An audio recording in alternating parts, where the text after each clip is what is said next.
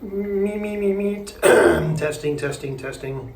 Hey, hi, it's Christopher Thunder from the World's Dirtiest Workshop. I'm here in my wet room in East Malaysia, and I'm about to fix this drain on this annoying sink. And doing this for the first time, I learned a lot about what's available here in East Malaysia, what you can and cannot get, and the economics of all of it, which makes it so impossible to get good stuff. Yes, even the professionals will tell you, you can't get good stuff. This is common throughout the industry. So I'm gonna go over here and plop my rear end down on my mat here. I have this just in case I have trouble seeing behind there. Now normally I'd have a hand mirror, but magnifying glass, in case I can't, see what I want to see. It has a light on it. Pretty handy, right? So flashlight and magnifying glass. What I can use is I can use my camera as a mirror on my phone, but I'm going to be using that to shoot the video. It's amazing what you can do with a $3 phone stand and a tube of toothpaste to get the angle correct. Yeah, gotta use what you got, right, to accomplish your goals. Now, in my short video, you'll see what this is. Now, at Sama Trading, or it's Sama, S-A-M-A, they handle a lot of the plumbing for Phnom Penh, and they will give you the best stuff. Yeah, maybe I shouldn't hold it like that. But this is what I'm going to need. Not only that, but I'm going to need the super expensive and somewhat crushed top part. Now, this is made of metal. This is heavy.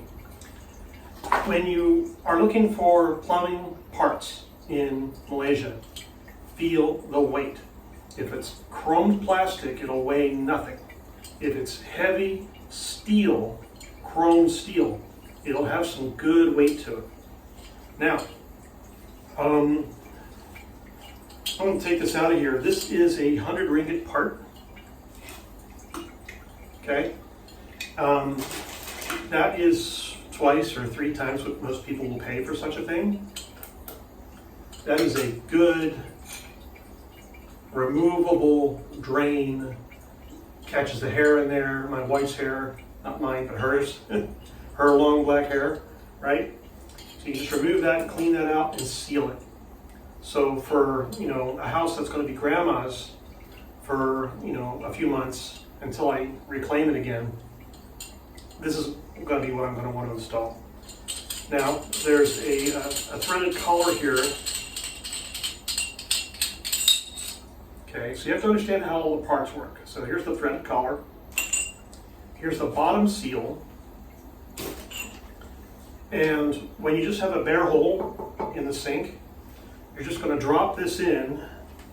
Then you're going to take the tapered end and clamp it down on the sink material. So that's going to be the porcelain, right? And then you're going to take the collar, which is also stainless steel, not tin, not brass, stainless steel, lock it down. So this is the kind of material that I find in American kitchen sinks, not in East Malaysian bathrooms. That's the good stuff. So now, behind here, if you watched my video, there's a collar here which I should be able to just thread down. Now, at the moment I started doing that, it started leaking. So you're just going to have to trust me that I've got my hands on a threaded collar. And this is the plastic part of it. This is not the metal part that is above. Now, as I'm turning it, I'm starting to realize that the whole thing's coming apart. Oh, look at that. Oh, there's quality plumbing for you. All I did was give it a yank. Yeah, oh, look at that. That's how that is in the floor. Like, holy shit, right? That's really bad. That's just stuck in the floor, not glued in, not sealed in, but it's just stuck there. Yeah, that doesn't smell too good. So,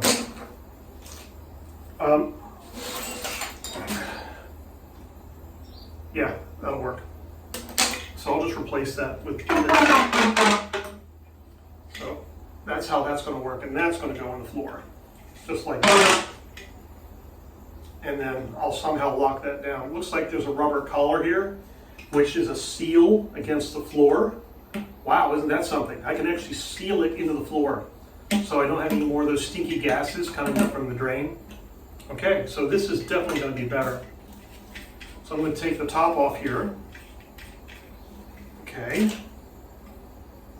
And there's a rubber seal here. Oh, look at that.